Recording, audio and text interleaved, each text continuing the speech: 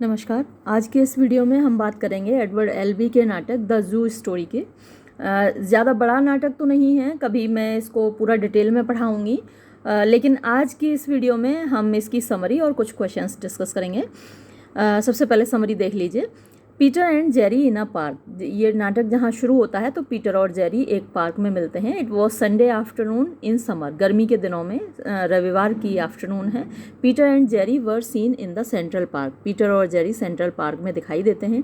Peter was a middle aged man around 40। तो ये एक मिडिल एज का मतलब अधेड़ सा आदमी है, 40 साल के करीब उम्र है। जेरी हु वॉज अबाउट 35 और so looked careless about his dress.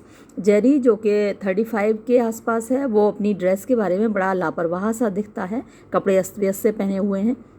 Peter was seated on a bench reading a magazine. Peter एक बेंच पे बैठा हुआ है, मैगजीन पढ़ रहा है। Jerry came to Peter and said. Jerry Peter के पास आया और बोला, I have been to the zoo. मैं चिड़ियाघर गया था। But Peter did not pay any heed to him. लेकिन पीटर उस पर कोई ध्यान नहीं देता।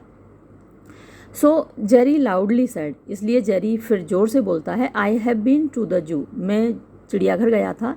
Peter stopped reading the magazine and began to listen to Jerry who was saying that he had gone to the zoo. अब Peter ने अपनी मैगजीन पढ़ना बंद कर दिया और जेरी की बात सुनी जो कह रहा था कि वो चिड़ियाघर गया था। He had return from there and had walked till he landed there. यानी वहाँ से वो लौटा और तब तक चलता रहा जब तक वो यहाँ पर नहीं पहुँच गया।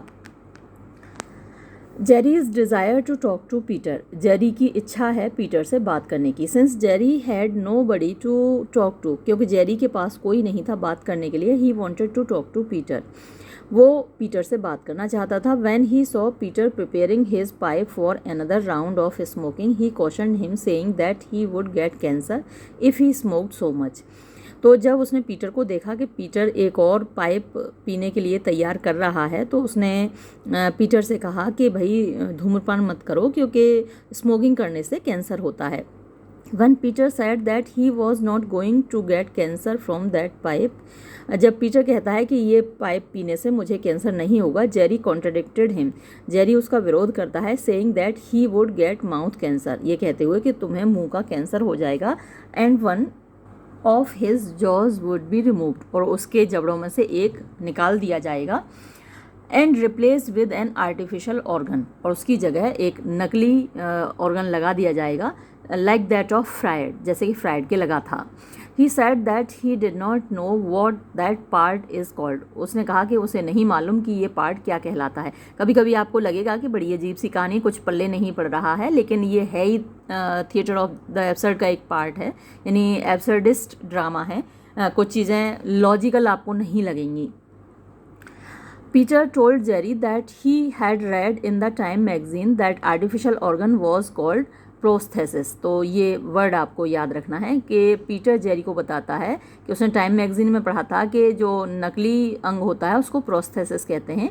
Then Jerry said to Peter that the letter seemed to be an educated man and he would talk to him. तब जेरी कहता है पीटर से कि भाई तुम तो एक पढ़े लिखे आदमी लगते हो और मैं तुमसे बात करना पसंद करूँगा।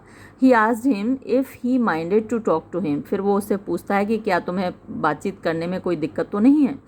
Peter put his book on the bench and took out his pipe from his mouth and smiled at him saying that he really did not mind talking to him. Peter अपनी किताब रख देता है बेंच पर और अपना pipe मुंह से निकालता है और मुस्कुराते हुए कहता है कि उसे बात करने में कोई दिक्कत नहीं है। फिर है Jerry's talk about the zoo and Peter's family. Jerry की बातचीत चिड़ियाघर के बारे में और पीटर के परिवार के बारे में। फीलिंग एनकरेज्ड, उत्साहित महसूस करते हुए, Jerry began to say that he had been to the zoo. Jerry कहने लगता है कि मैं चिड़ियाघर गया था। He would read about his visit to the zoo in the papers next day if he did not see it on his TV that night. वो कहता है कि इस चिड़ियाघर में जो मैं गया था इसके बारे में मैं अगले दिन अखबार में पढ़ूंगा अगर टीवी पर नहीं दिखाई गया तो. He asked Peter if he had a TV set. फिर वो पीटर से पूछता है क्या तुम्हारे पास टीवी है. He replied saying that he had 2 sets of TV. और वो जवाब देता है उसके पास 2 सेट हैं टीवी के. One for his children. एक उसके बच्चों के लिए है. Jerry further asked Peter if he was married and if he had a family. Jerry आगे पूछता है पीटर से कि क्या तुम्हारी शादी हो गई है और क्या तुम्हारा परिवार है. Peter told Jerry that he was married and had a wife and 2 daughters. तो पीटर जेरी को बताता है कि उसकी शादी हो चुकी है, उसके पास पत्नी है और 2 बेटियां हैं. And did not want any more kid. और उसको और बच्चे नहीं चाहिए. In his house there were 2 small parrots. उसके घर में 2 छोटे तोते हैं. 1 for each of his daughter. और एक एक तोता उसकी बेटियों का है. In order to support his big household, he published textbooks and earned $18,000 a year. अपनी फैमिली को चलाने के लिए, अपना घर चलाने के लिए वो टेक्स्ट बुक्स पब्लिश करता है, प्रकाशित करता है और $18,000 हर साल कमाता है. He asked Jerry if he was a hold-up man and rob him of his money.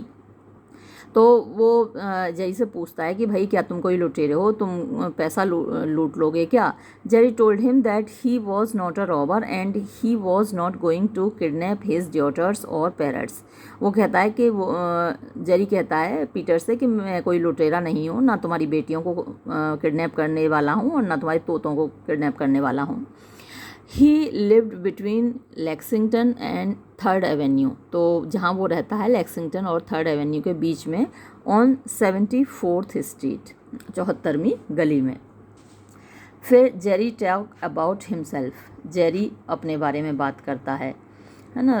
ये मत सोचिएगा कि ड्रामा की जो कहानी है कुछ पल्ले नहीं पड़ रही है, ऐसी ही कहानियाँ होती हैं. जेरी अपने बारे में बात करता है. In order to win Peter's confidence. Peter का विश्वास जीतने के लिए एंड प्रोलॉन्ग हिज टॉक, अपनी बात को लंबा खींचने के लिए Jerry began to introduce himself to Peter. Jerry अपने आप को इंट्रोड्यूस करने लगता है पीटर से. He told him that he lived in a 4-storied brown stone rooming house between Columbus Avenue and Central Park West. ये इन सारी जगहों के नाम याद कर लीजिएगा. मल्टीपल चॉइस क्वेश्चंस में या very short answer type questions में पूछ लिया जाता है कि कौन कहाँ रहता है. हालांकि बड़ा मुश्किल होता है सब कुछ याद रखना, लेकिन कोशिश कीजिएगा, लिख लीजिएगा. तो वो उसको बताता है कि 4 मंजिला मकान में रहता है कोलम्बस एवेन्यू और सेंट्रल पार्क वेस्ट के बीच में. ही lived on the top floor in a small room. वो एक छोटे से कमरे में, सबसे ऊपर के कमरे फ्लोर में रहता है. There lived a colored queen in the next room. और अगले कमरे में एक colored queen रहती है. He always kept his door open and went to the toilet several times. अपना दरवाज़ा हमेशा खुला रखता है और कई बार टॉयलेट जाता है. He had rotten teeth and a Japanese costume. उसके सड़े हुए दांत हैं और जापानीज़ कॉस्ट्यूम है उसके पास. Jerry further said that like Peter he did not have any wife और डॉटर्स और पेरेंट्स. जेरी आगे बताता है कि भाई पीटर तुम्हारी तरह मेरे पास न पत्नी है, न बेटियां हैं, न तोते हैं. All that he had was not very significant. जो कुछ भी उसके पास है वो बहुत महत्वपूर्ण नहीं है. It consisted of a few spoons, plates, glasses, frames and playing cards. उसके पास बस यही सारा सामान है. चम्मचें हैं, तश्तरियाँ हैं, ग्लास हैं, है ना, ताश हैं. Jerry further said that when he was just a child. Jerry आगे कहता है कि वो जब केवल एक बच्चा था, his parents died in the sea. तो समुद्र में उसके माता पिता की मृत्यु हो गई. He was made an orphan. वो अनाथ हो गया. He was looked after by his mother's sister. यानी उसकी देखभाल उसकी मौसी के द्वारा की गई. But she too fell down from the stairs and died when he was in high school. लेकिन वो मौसी भी सीढ़ियों से गिरकर मर गई जब वो हाई स्कूल में था. Jerry told Peter that he had no girlfriends. Jerry Peter को आगे बताता है कि उसकी कोई गर्लफ्रेंड नहीं है. He never loved any fair lady. किसी भी खूबसूरत औरत से उसने कभी मोहब्बत नहीं की। He had no sex with any woman, he was a homosexual, मतलब उसको औरतों में कोई दिलचस्पी नहीं है, उसे मर्दों में दिलचस्पी है। ये आजकल बहुत चल रहा है, पश्चिम में कुछ ज़्यादा ही चल रहा है, अब इधर भी आने लगा है ये जो बीमारी है फालतू की। Jerry's talk about a lady and her dog. Jerry बात करता है एक औरत के बारे में और उसके कुत्ते के बारे में। Jerry told Peter that on the third floor of his house, Jerry Peter को बताता है कि उसके मकान की तीसरी मंजिल पर अ लैंड लेडी लिव्ड, एक मकान मालकिन रहती थी, विद हर अपने टेरिबल एंड सेक्सी डॉग, अपने मतलब भयानक कुत्ते के साथ। द लेडी वॉज चीप अगली अनवॉश्ड एंड ड्रंकन, ये जो औरत थी बड़ी चालू सी औरत थी, बदसूरत थी, गंदी सी थी और पियक्कड़ थी। शी हेटेड मैन, उसे इंसानों से मतलब मर्दों से नफरत थी। The smell of her dog and mouth was very horrible, जो स्मेल थी, गंध थी, of her body and mouth, उसके शरीर की, उसके मुंह की बड़ी भयानक थी। शी वॉज अ लस्टफुल गे, वो मतलब ये पश्चिम में बड़ी भयानक चीज़ें हैं, सच्ची में बोलते हुए भी गंदी लगती हैं अपने मुंह से। शी मिसयूज्ड हर डॉग, वो अपने कुत्ते का दुरुपयोग करती थी। The dog was very notorious but Jerry tried to befriend him, ये कुत्ता बड़ा भयानक था लेकिन जेरी ने उससे दोस्ती करने की कोशिश की। He offered him hamburgers every day, वो उसको हर दिन हमबर्गर खाने को देता था। But in spite of that the dog was not reconciled, इसके बावजूद कुत्ता उसने उसके साथ दोस्ती नहीं की। One day he gave to the dog a hamburger mixed with some red poison, एक दिन उसने चूहे मार दवा जो जहर आता है वो मिलाकर हैमबर्गर में मिलाकर कुत्ते को दे दिया। द डॉग फेल इल, कुत्ता बीमार पड़ गया। The lady got him treated and prayed for the recovery of her dog, उस औरत ने उसका इलाज कराया और उसके ठीक होने के लिए प्रार्थना की। After some time the dog got well, और कुछ समय के बाद वो कुत्ता ठीक हो गया। Since that day the dog neither loved nor hated him, उस दिन के बाद वो कुत्ता ना उससे प्यार करता है ना मोहब्बत करता है। He got indifferent to him, वो उसके प्रति उदासीन हो गया है। What he meant to say was that a person must have some way of dealing with things, उसके कहने का मतलब ये है कि हर व्यक्ति का अपना तरीका होना चाहिए चीज़ों से डील करने का। फिर है Jerry's story about the zoo, Jerry की कहानी चिड़ियाघर के बारे में। After hearing the dog story Peter got irritated with Jerry, कुत्ते की कहानी सुनने के बाद पीटर जेरी से नाराज़ हो गया। So he asked him why he told him that story, तो उसने पूछा कि भाई तुमने मुझे ये कहानी क्यों सुनाई। इट वॉज ऑल हम्बग, ये सब बकवास थी। And he would like to talk to him, और वो उससे बात करना चाहेगा। He would rather go back home and look after his own parents, यानी उसे बात नहीं करना चाहिए या नोट आना चाहिए। तो बस वो अब जाएगा और अपने तोतों की देखभाल करेगा। Jerry replied that he would not leave him, Jerry ने कहा कि वो उसको नहीं छोड़ेगा। He would talk to him and tell him the zoo story, वो उससे बात करेगा और उसको चिड़ियाघर की कहानी सुनाएगा। He said that he went to the zoo to find how people existed with animals, उसने कहा कि वो चिड़ियाघर ये देखने के लिए गया था कि जो मनुष्य हैं वो जानवरों के साथ कैसे अस्तित्व में रहते हैं। How animals existed with one another, और जो जानवर हैं वो एक दूसरे के साथ कैसे अस्तित्व में रहते हैं। एंड विद पीपल टू, और मनुष्यों के साथ कैसे वो जीते हैं।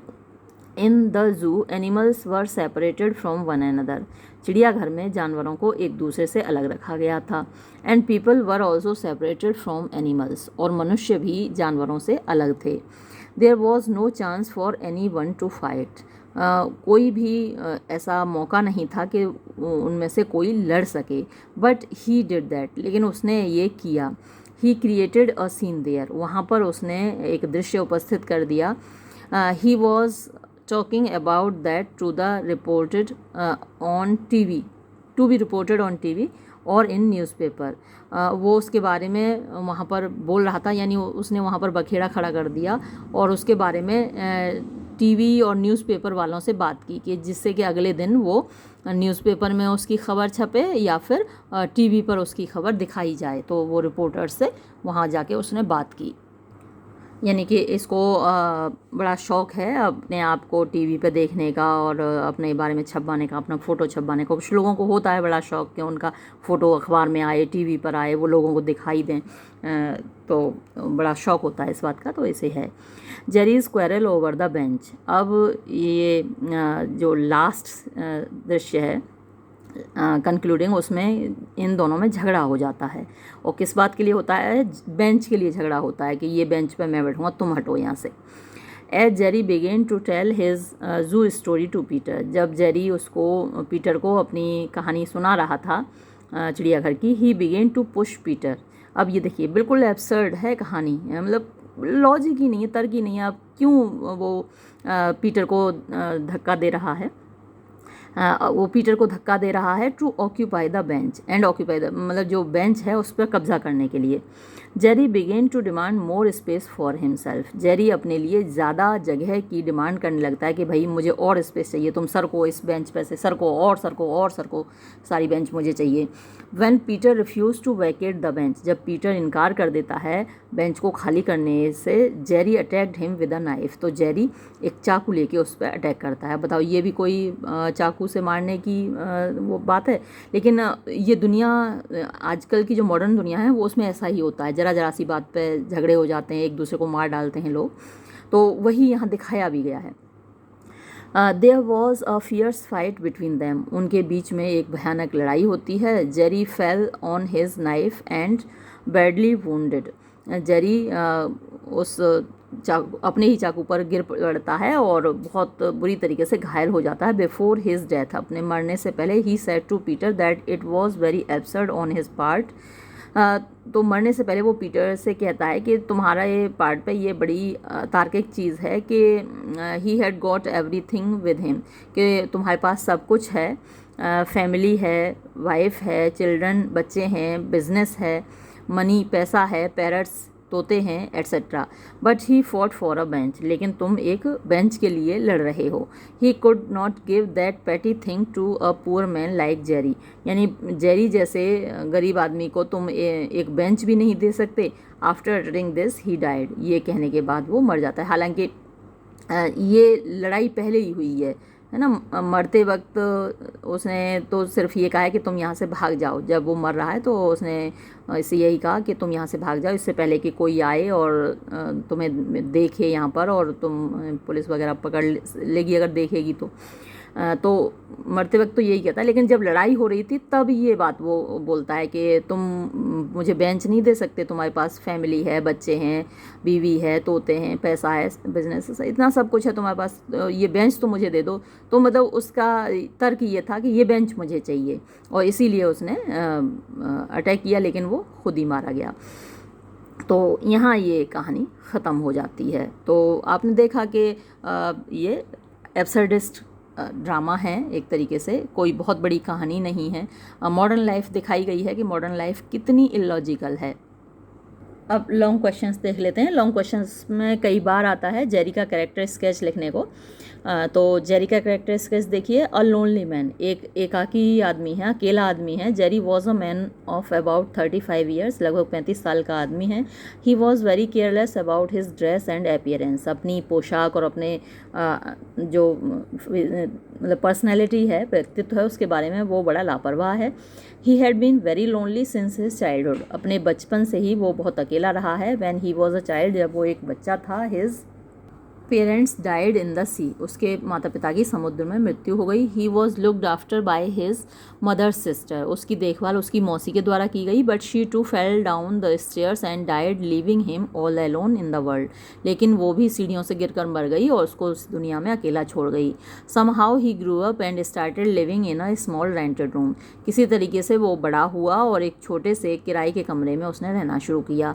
He had no friends neither male nor female. उसका कोई दोस्त नहीं है, ना तो पुरुष ना स्त्री। ही हैड नो फैमिली, उसका कोई परिवार नहीं है। ही had nobody to talk to, कोई नहीं है उसके पास जिससे वो बात कर सके। He was a lonely man, वो एक अकेला आदमी है।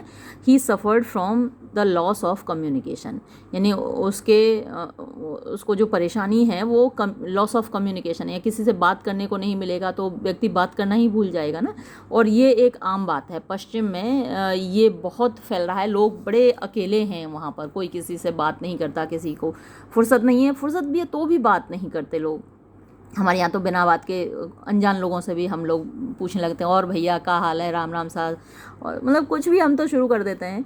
तो हमारे यहाँ ये समस्या कम है, ये क्योंकि एक अमेरिकन ड्रामा है तो दिखाया गया है कि वहाँ कैसा समाज है। हम लोग अमेरिका के बारे में बड़े सपने पालते हैं ना कि हर किसी को IIT में पढ़ना है और अमेरिका भाग जाना है, तो अमेरिका की लाइफ देखिए ऐसी है।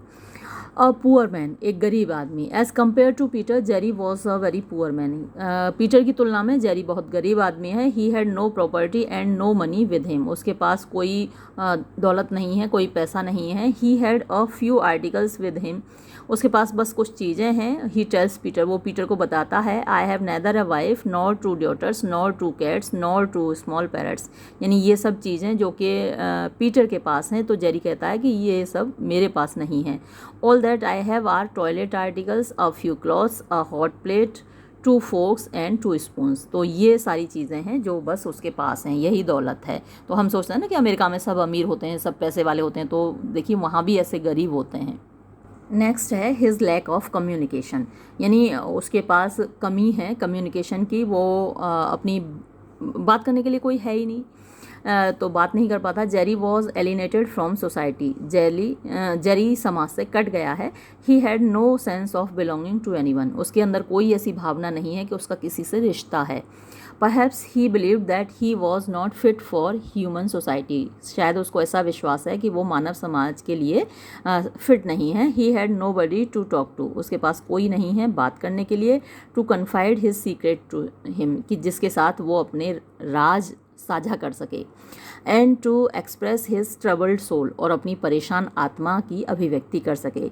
He went to the zoo to और आना चाहिए, he went to the zoo to find someone to talk to, कितनी बार टू आ गया देखिए, और एक टू यहाँ पर और आना चाहिए। तो वो चिड़ियाघर गया था कि भाई कोई बात करने को मिल जाए। He came back from the zoo and reach Central Park where he found Peter seated on a bench and reading a magazine, तो वो चिड़ियाघर से वापस आया, सेंट्रल पार्क पहुंचा, वहाँ उसको पीटर मिला जो कि मैगजीन पढ़ रहा था। He asked him if he minded his talking to him, उसने पीटर से पूछा कि भाई अगर तुमसे बात की जाए तो तुम्हें बुरा लगेगा। When he began to talk to Peter he poured out all that he had inside his heart, जब वो पीटर से बात करने लगा तो जो कुछ उसके दिल में था वो सब उसने उड़ेल दिया। फिर है a victim of modern civilization, आधुनिक सभ्यता का एक शिकार है। Jerry was a psychological case, Jerry एक मनोवैज्ञानिक मामला है। He was a man with a divided soul, वो एक ऐसा आदमी है जिसकी आत्मा बटी हुई है। He was a victim of the modern industrial civilization, वो आधुनिक जो औद्योगिक सभ्यता है उसका शिकार है। People had no time to talk to each other, लोगों के पास कोई वक्त नहीं है एक दूसरे से बात करने का। They were quite indifferent to each other, वो एक दूसरे के प्रति उदासीन हैं। They had no sympathy for each other, उनके अंदर एक दूसरे के प्रति कोई सहानुभूति नहीं है। और अब नेक्स्ट हेडिंग देखिए, अ होमोसेक्सुअल, ये बीमारी भी पश्चिम की इस वक्त हमारी तरफ बहुत आ रही है। मतलब लड़के को लड़के में इंटरेस्ट है, लड़की को लड़की में इंटरेस्ट है, तो ये होमोसेक्सुअल कहलाती है। Jerry was not a normal man like Peter, तो पीटर की तरह जेरी एक सामान्य व्यक्ति नहीं है। He was an unmarried man, वो एक अविवाहित व्यक्ति है। He had no sex contacts with any woman, महिलाओं से उसका रिश्ता नहीं है। So he chose the wrong line, इसलिए उसने गलत दिशा चुनी। ही टर्न्ड अ होमोसेक्सुअल, यानी उसको लड़कों में इंटरेस्ट है। He might have come to the park to get a male companion for himself, हो सकता है कि वो पार्क में अपने लिए कोई मेल कंपेनियन देख रहा हो, यानी पुरुष मित्र देख रहा हो। But feeling discouraged he picked up a fight with Peter, लेकिन यहाँ हतोत्साहित होकर वो पीटर से लड़ने लगा, क्योंकि पीटर के तो बीवी बच्चे हैं, वो तो नॉर्मल है। He went to the zoo for the same purpose, वो जो चिड़ियाघर गया था वहाँ भी इसी उद्देश्य से गया था। When he got nobody there, जब वहाँ उसे कोई नहीं मिला। He created a scene there, तो वहाँ पर उसने तमाशा खड़ा कर दिया। नेक्स्ट देखिए, अगली हेडिंग है हिज सुपीरियरिटी कॉम्प्लेक्स। उसके अंदर एक सुपीरियरिटी कॉम्प्लेक्स है। Jerry wanted to pose himself as a man of self importance. Jerry ऐसा दिखाना चाहता है जैसे कि वो बहुत महत्वपूर्ण व्यक्ति है। He wanted to be talked about in society. वो चाहता है कि लोग समाज में उसके बारे में बात करें। He wanted to show himself as a superior man by talking too much. वो अपने आप को बहुत सुपीरियर आदमी दिखाना चाहता है बहुत ज़्यादा बात करके। आपने देखा होगा कुछ लोग अपने बारे में बहुत बोलते हैं, हमने ये किया, हमने वो किया, है ना। तो उनके अंदर एक ये सुपीरियरिटी कॉम्प्लेक्स होता है। He did something in the zoo which was to be reported on TV और इन द न्यूज़पेपर। उसने चिड़ियाघर में कुछ ऐसा किया जो कि टीवी पर दिखाया जाना था या अखबार में दिखाया जाना था। He picked up a fight with Peter for no valid reason. वो पीटर से लड़ने लगा बिना किसी सही कारण के। He did it simply to be talked about by people. उसने ऐसा सिर्फ इसलिए किया या कि लोग उसके बारे में बात करें। That was how he attempted to, और आना चाहिए यहाँ पर, to draw attention of people towards himself. इस तरीके से उसने कोशिश की लोगों का ध्यान अपनी तरफ खींचने की। एन एब्सर्ड इंडिविजुअल, एक अतार्किक व्यक्ति। इन द मॉडर्न वर्ल्ड, आधुनिक संसार में, the existence of people like Jerry was absurd. यानी जेरी जैसे लोगों का जो अस्तित्व है वो तर्कहीन है। Jerry suffered from the feeling of. Jerry के अंदर एक भावना है एब्सर्डिटी, तर्कहीनता की। He could not give any meaning to his life. वो अपने जीवन को कोई अर्थ नहीं दे पाया। टू हिज एग्जिस्टेंस, अपने अस्तित्व को कोई अर्थ नहीं दे पाया। He failed in his life, वो अपने जीवन में असफल रहा। Before his death he uttered his real feelings. मरने से पहले वो अपनी वास्तविक भावनाएं अभिव्यक्त करता है। You have lost your bench, तुमने अपनी बेंच खो दी। But you have defended your honour, लेकिन तुमने अपने सम्मान की रक्षा कर ली। And Peter, I will tell you something now. और पीटर, मैं अब तुम्हें कुछ बताना चाहता हूँ। यू आर नॉट पैसिव, तुम निष्क्रिय नहीं हो। It is all right, you are also an animal. ये ठीक है कि तुम भी एक जानवर हो। What Jerry felt was that man was no better than an animal. Jerry को जो महसूस हुआ वो ये था कि मनुष्य जानवर से बेहतर नहीं है। His existence in the world was absurd, उसका अस्तित्व इस संसार में तर्कहीन है। तो ये था जेरी का कैरेक्टर स्केच। अब पीटर का कैरेक्टर स्केच देखते हैं। ये भी कई बार एग्जाम में आया है। दो ही तो कैरेक्टर हैं इस ड्रामा में, तो कभी जेरी का कैरेक्टर स्केच लिखने को आ जाता है, कभी पीटर का आ जाता है। तो आप दोनों देख लीजिए। अ पैसिव लिसनर, ये एक निष्क्रिय श्रोता है। In the play the zoo story there are two characters, Peter and Jerry. तो इस नाटक में दो ही पात्र हैं, पीटर और Jerry. Peter is in the main stream of the American society where Jerry is alienated. यानी पीटर तो मुख्य धारा में है अमेरिकन समाज की, और जेरी उससे कटा हुआ है। And he suffers from the loss of feeling of belonging. और जेरी को ऐसा लगता है कि वो बिलोंग नहीं करता, यानी समाज से उसका संबंध नहीं है, ऐसी भावना उसके अंदर आ गई है। He has nobody to talk to, उसके पास कोई नहीं है बात करने के लिए। He has his own story to tell, the zoo story, but he wants a passive listener for that purpose. तो उसके पास सुनाने को एक कहानी है, जू की कहानी, और वो एक पैसिव लिसनर चाहता है उस उद्देश्य से। He wants to share his experience of life with somebody, वो किसी के साथ अपने एक्सपीरियंस बांटना चाहता है। He finds such a man in Central Park seated on a bench and reading a magazine. तो वो सेंट्रल पार्क में उसे ऐसा व्यक्ति मिल जाता है पीटर के रूप में, जो कि मैगजीन पढ़ रहा है, वहाँ पर बैठा हुआ है। Peter is a man who could listen to him and his absurd stories without raising any questions. तो पीटर ऐसा व्यक्ति है जो उसकी कहानियों को सुन सकता है, और जो कि उसकी एब्सर्ड कहानियाँ, तर्कहीन कहानियाँ हैं, बिना कोई सवाल खड़ा किए। Jerry could pour out his heart and narrate his strange stories just because of the patience of Peter, who is a very good listener. अब जेरी अपनी ये अल्लाड़े पल्लाड़े की जो कहानियाँ हैं, मतलब तर्कहीन जो कहानियाँ हैं, इसलिए सुना पाया क्योंकि पीटर एक अच्छा श्रोता है। Peter is awakened and he begins to resist Jerry when he sees that the latter is trying to occupy his seat by way of telling the zoo story, which is no story at all. अब Peter अब एक होता है, मतलब थोड़ा सा अपनी जो निद्रा है, हालांकि सो नहीं रहा है, बैठे बैठे जो बेध्यान है, तो वो भी एक तरीके से नींद है, तो उससे जागता है और वो विरोध करने लगता है। रेजिस्ट माने प्रतिरोध करना, तो जेरी का प्रतिरोध करने लगता है, विरोध करने लगता है जब वो देखता है कि कहानी सुनाते सुनाते वो उसकी सीट हथियाना चाहता है, बेंच हथियाना चाहता है। Towards the end of the play Jerry tells Peter, जब नाटक ख़त्म होने को होता है तो उधर जेरी पीटर को बताता है, you have lost your bench but you have defended your honour. तो तुम अपनी सीट तो खो चुके हो, बेंच तो तुमने खो दी, लेकिन तुमने अपने सम्मान की रक्षा कर ली। And Peter, I will tell you something, you are not passive, it is all right, you are also an animal. तो ये तो पहले भी आया था ये वाला डायलॉग। तो वो बताता है कि भाई तुम जानवर नहीं हो, तुम मतलब तुम जानवर हो, तुम पैसिव लिसनर नहीं हो, मतलब कि निष्क्रिय नहीं हो तुम, और तुम एक जानवर हो। तो ये डायलॉग वो बोलता है।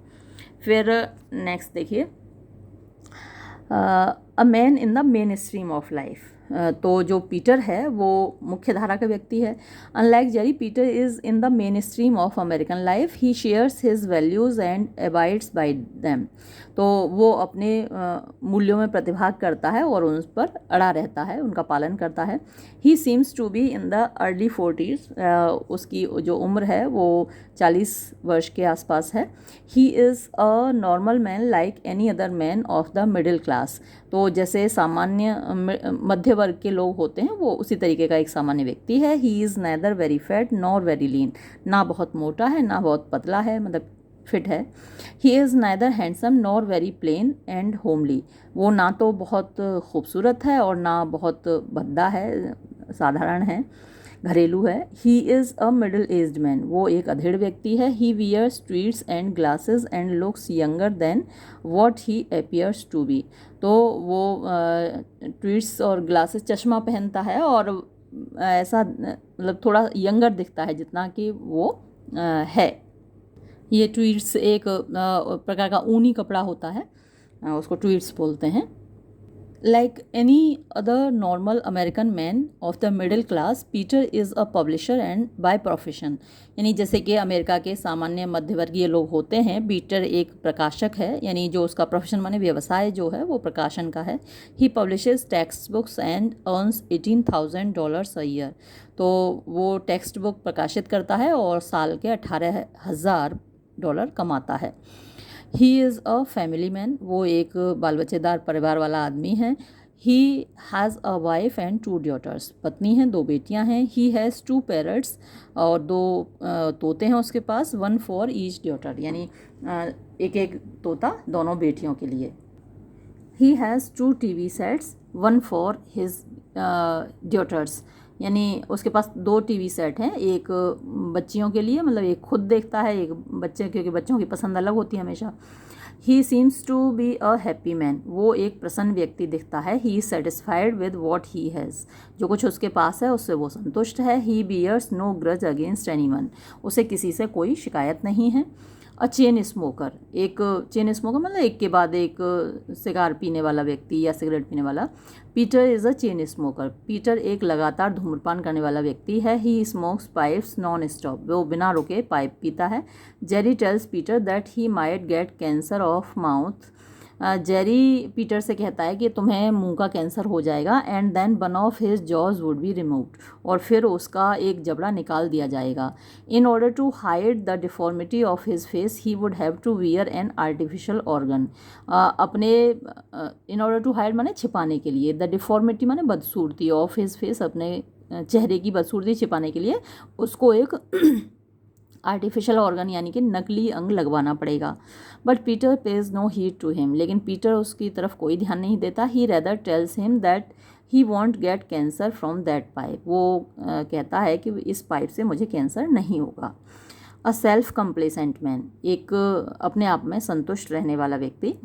Peter is a self complacent man, Peter अपने आप में संतुष्ट रहने वाला व्यक्ति है। Jerry has come to know it, Jerry को ये समझ में आ गया है। ही टेल्स हिम, वो उसको बताता है। You have everything in the world you want, संसार में जो कुछ भी तुम्हें चाहिए वो तुम्हारे पास है। You have told me about your home, your family and your own little जू, तुमने बताया कि तुम्हारे पास एक घर है, परिवार है और अपना छोटा सा खुद का चिड़ियाघर है। यू हैव एवरीथिंग, तुम्हारे पास सब कुछ है। दस इस प्रकार Peter stands in sharp contrast to Jerry, Peter एकदम जेरी के अपोजिट है। Who is a disgruntled man, जो कि एक असंतुष्ट व्यक्ति है। यानी जेरी और पीटर दो ही कैरेक्टर हैं और दोनों ही एक दूसरे के एकदम अपोजिट हैं, एकदम कंट्रास्ट हैं। He gets involve in a brawl on account of the fact that Jerry is quarrelsome by nature, वो ही गेट्स इन्वॉल्व, वो मतलब शामिल हो जाता है इन अ ब्रॉल, एक झगड़े में, on account of the fact, इस वजह से that Jerry is quarrelsome by nature, क्योंकि जो जेरी की नेचर है वो झगड़ालू प्रवृत्ति है। Though Peter has no intention to kill Jerry, हालांकि पीटर की कोई इरादा नहीं है जेरी को मारने का, येट इट हैपेंस, फिर भी ऐसा हो जाता है। And his peace of mind is disturbed, और उसकी दिमागी शांति भंग हो जाती है। और ये यहीं पीटर का कैरेक्टर स्केच ख़त्म हुआ। तो वैसे तो मैं जो भी क्वेश्चंस अपलोड कर रही हूँ सभी इम्पोर्टेंट हैं, लेकिन वो होता ना कि एक गारंटी वाला क्वेश्चन होता है, तो गारंटी वाला क्वेश्चन थीम का होता है, चाहे कोई भी ड्रामा हो, स्टोरी हो, पोएम हो, उसमें थीम का क्वेश्चन गारंटी वाला होता है। तो अगला क्वेश्चन ये सबसे ज़्यादा इम्पोर्टेंट है।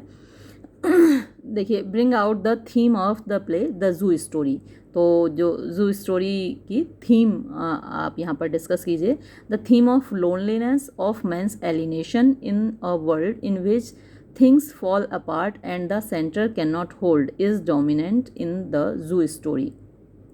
यानी ये जो यहाँ पर थीम है इस ड्रामा की, वो लोनलीनेस है, अकेलापन है, ऑफ मैंस एलिनेशन, यानी मनुष्य का कटाव, मनुष्य अलग हो जाता है, इन अ वर्ल्ड, एक संसार में, इन विच, जिसमें कि थिंग्स फॉल अपार्ट, यानी चीज़ें बिखरती हैं, and the centre can not hold, और जो केंद्र है वो चीज़ों को पकड़कर नहीं रख पाता, is dominant in the zoo story. तो ये जो थीम है ये जू स्टोरी में डोमिनेंट है। ये क्वेश्चन कई तरीके से घूम फिर कर आ जाता है, तो जैसे भी आए, लेकिन आपको लिखना यही है।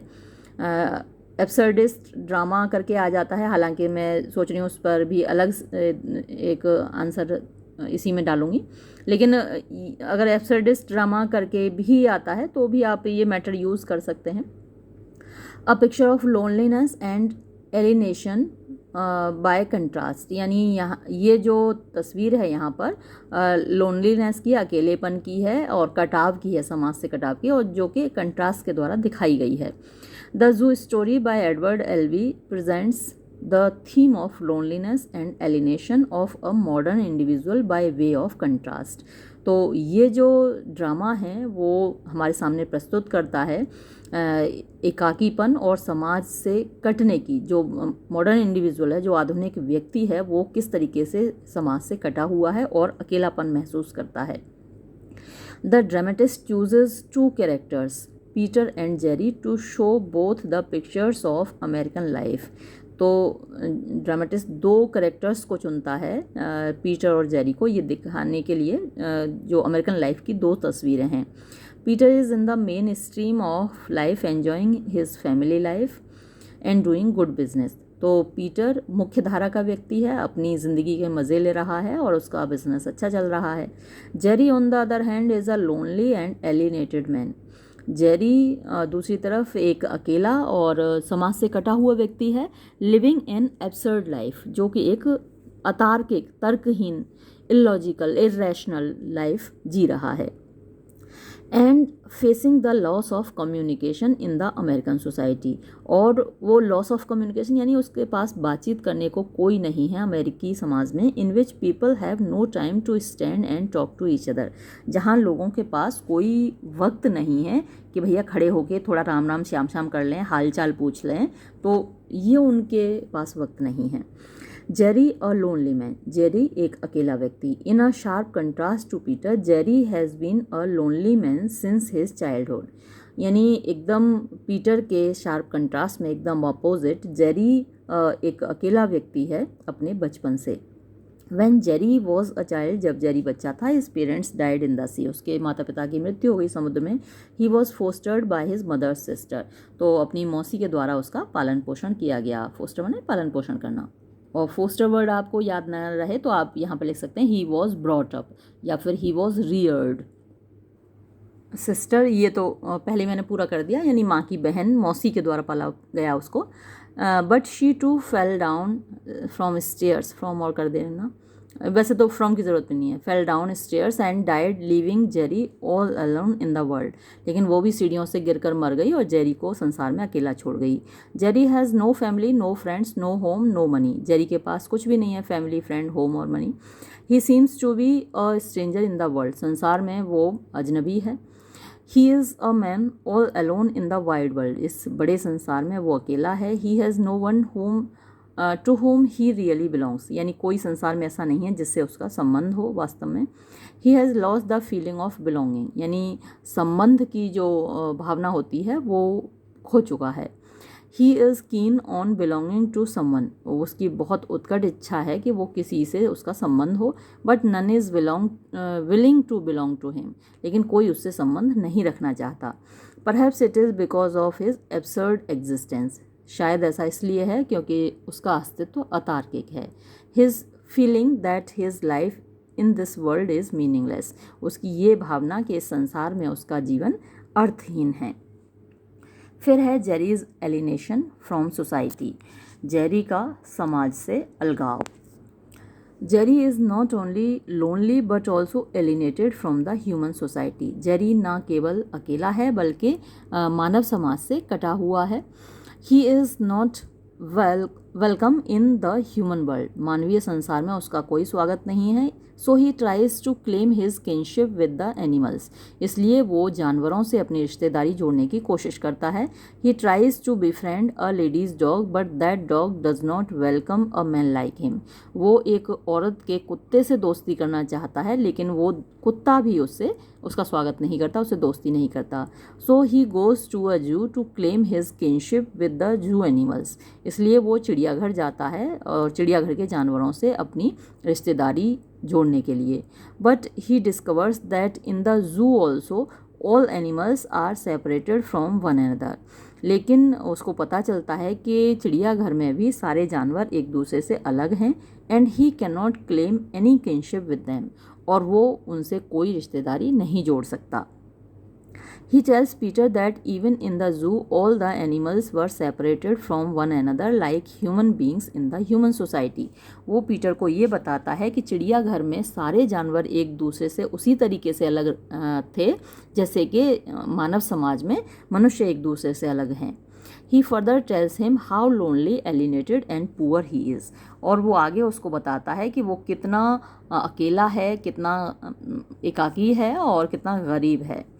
I have neither a wife, nor two daughters, nor two cats, nor two small parrots. All that I have are toilet articles, a few clothes, a hot plate, two forks and two spoons. तो वो कहता है कि मेरे पास घर परिवार कुछ भी नहीं है, केवल ये थोड़ी सी चीज़ें हैं।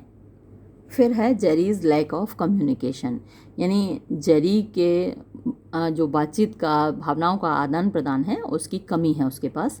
Jerry is an absurd individual in the modern industrial society, आधुनिक औद्योगिक समाज में जेरी एक अतार्किक व्यक्ति है। He has nobody to love and talk to, उसके पास कोई नहीं है जिससे वो मोहब्बत कर सके, जिससे बात कर सके। He has no friend in home he could confide his secrets, ऐसा कोई दोस्त उसके पास नहीं है जिससे वो अपने राज साझा कर सके। ऐसे लोग अक्सर क्रिमिनल भी बन जाते हैं जिनका कोई नहीं होता, कोई उनको गाइड करने वाला नहीं है, कोई मोहब्बत करने वाला नहीं है, तो वो क्रिमिनल भी बन जाते हैं, कुछ पागल हो जाते हैं, है ना, कुछ इसकी तरह अतार्किक लोग हो जाते हैं। He can not talk heart to any individual, यानी वो दिल से दिल की बात जो होती है वो किसी व्यक्ति के साथ नहीं कर सकता। He suffers from lack of communication, तो वो पीड़ित है कि उसके पास संप्रेषण की कमी है। He wants somebody to talk to, वो चाहता है कि कोई उससे बात करे। He goes to a zoo to find a listener for him, वो चिड़ियाघर जाता है कि उसकी बात सुनने वाला कोई मिल जाए। He creates a scene there so that he could be heard but nobody talks to him, वो वहाँ पर तमाशा खड़ा कर देता है ताकि कोई उसकी बात सुने, लेकिन कोई उससे बात नहीं करता। ही returns from the zoo and reaches central Park, वो चिड़ियाघर से लौटता है और सेंट्रल पार्क पहुँचता है। Where he finds a listener for himself, जहाँ उसकी बात सुनने वाला उसे एक मिल जाता है। He seeks his permission to talk to, वो उसकी इजाज़त मांगता है बात करने के लिए।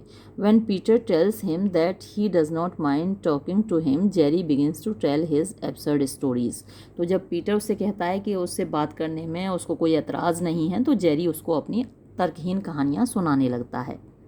कंक्लूजन है, निष्कर्ष, thus the theme of the play is loneliness, alienation and lack of communication of the modern man. तो जो थीम है, विषय वस्तु है इस नाटक की, वो है एकाकीपन, समाज से कटाव और जो आधुनिक लोग हैं उनमें एक दूसरे से बातचीत की कमी है। इन अदर वर्ड्स, दूसरे शब्दों में, the theme of the play, जो विषय वस्तु है इस नाटक की, is the absurd existence of man in the present world, इस वर्तमान संसार में मनुष्य की तर्कहीन एग्जिस्टेंस, यानी उसकी जो उसका अस्तित्व है वो तर्कहीन है। और एक ये क्वेश्चन भी बहुत इम्पोर्टेंट है, the zoo story as a drama of the absurd, यानी ये एक एब्सर्डिस्ट ड्रामा है। तो ये क्वेश्चन बहुत इम्पोर्टेंट, देखिए, द मीनिंग ऑफ एब्सर्डिटी, यानी तर्कहीनता का अर्थ। The word absurd is a philosophical term, ये एक दार्शनिक शब्द है। It was first applied to a group of dramatist in 1950s, तो 1950 के दशक में कुछ ड्रामेटिस्ट हैं, नाटककार हैं, उनके समूह के लिए इस शब्द का प्रयोग किया गया।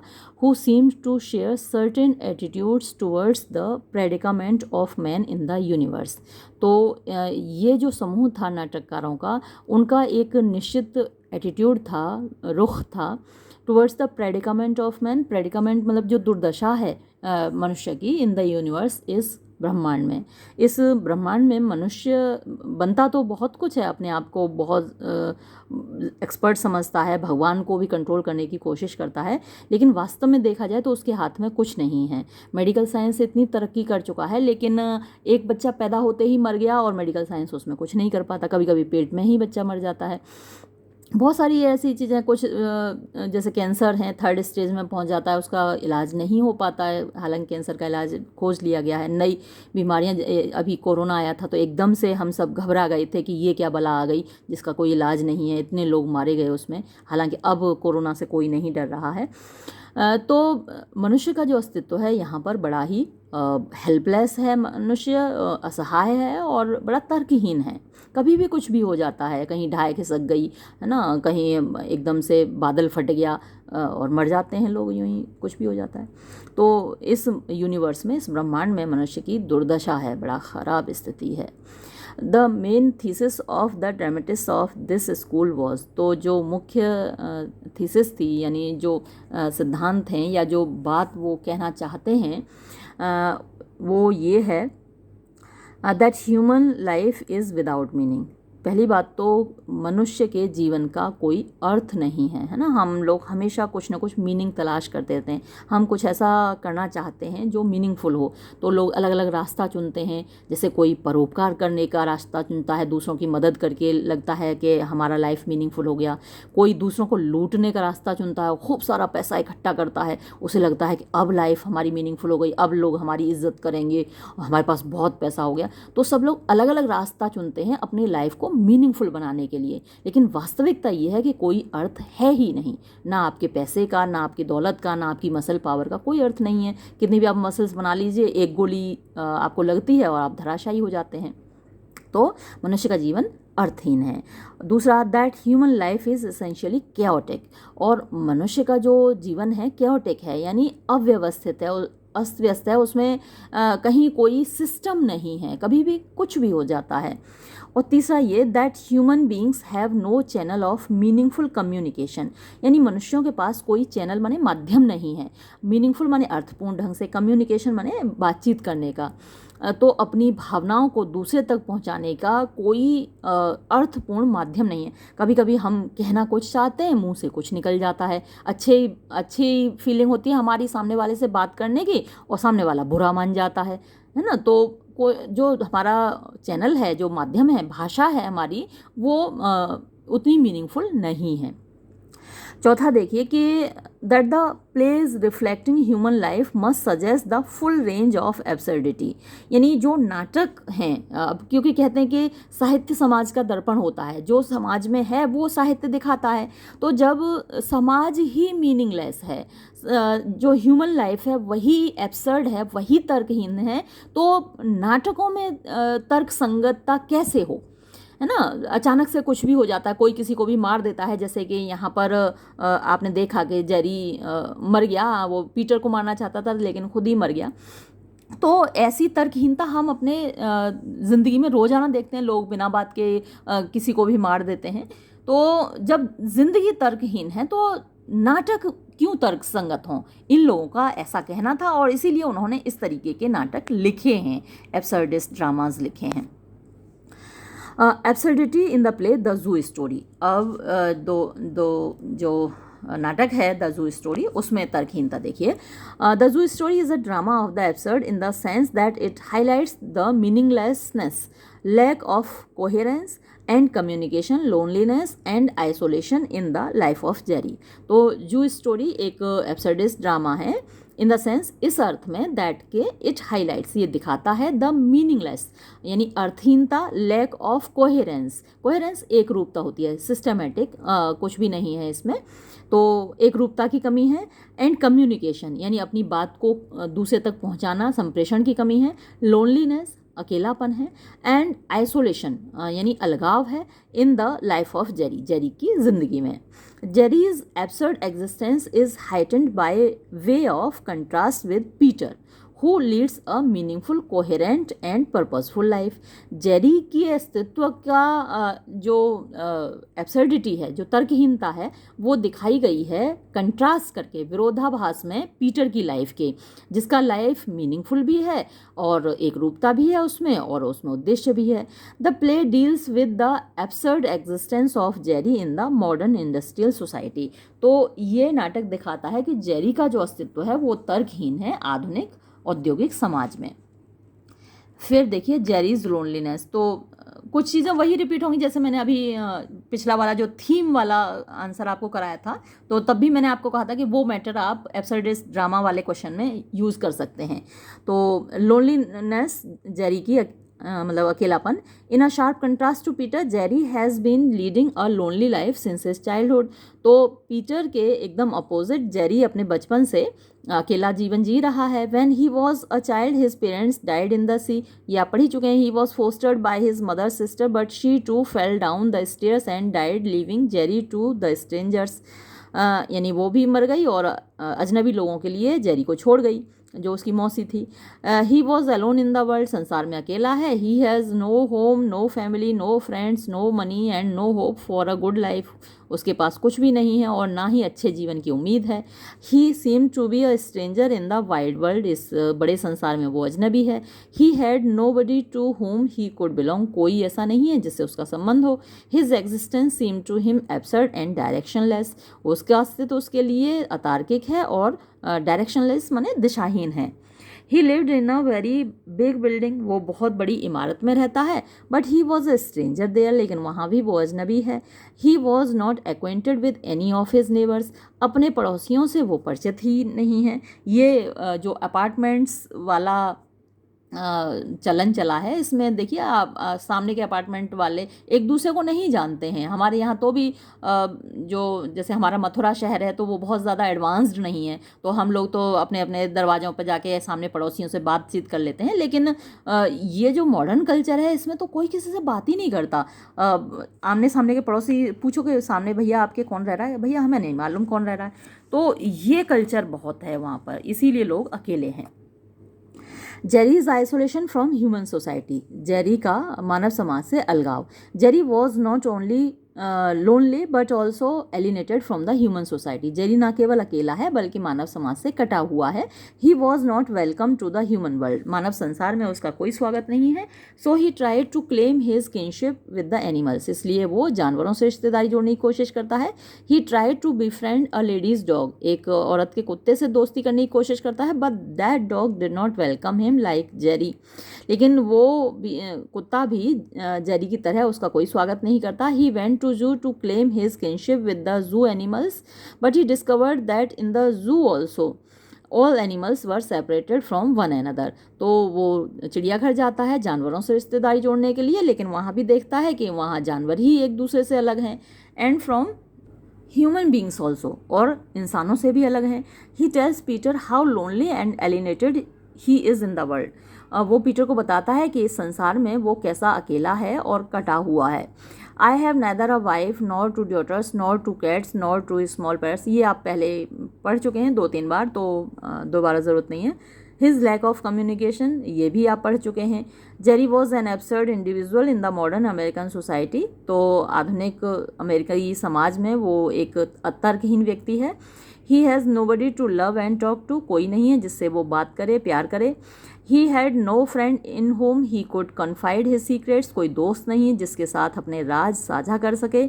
ही could not talk heart to heart with any man, किसी भी व्यक्ति से वो दिल से दिल की बात नहीं कर सकता। He suffered from lack of proper communication, मतलब उचित तरीके से वो अपने संप्रेषण नहीं कर सकता, बातचीत नहीं कर सकता। So he went to the zoo to find a listener there, इसलिए वो चिड़ियाघर गया कि शायद वहाँ कोई बात सुनने वाला मिल जाए।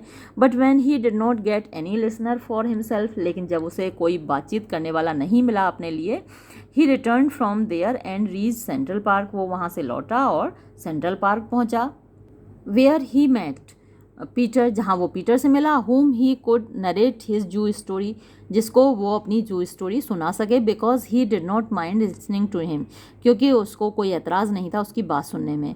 All that Jerry talked about to Peter was absurd, जो कुछ भी बातें जेरी ने की पीटर से वो सब तर्कहीन थीं। There was no proper coherence in his conversation, उसकी बातचीत में कोई सिस्टम नहीं था, कोहेरेंस नहीं था, एक रूपता नहीं थी।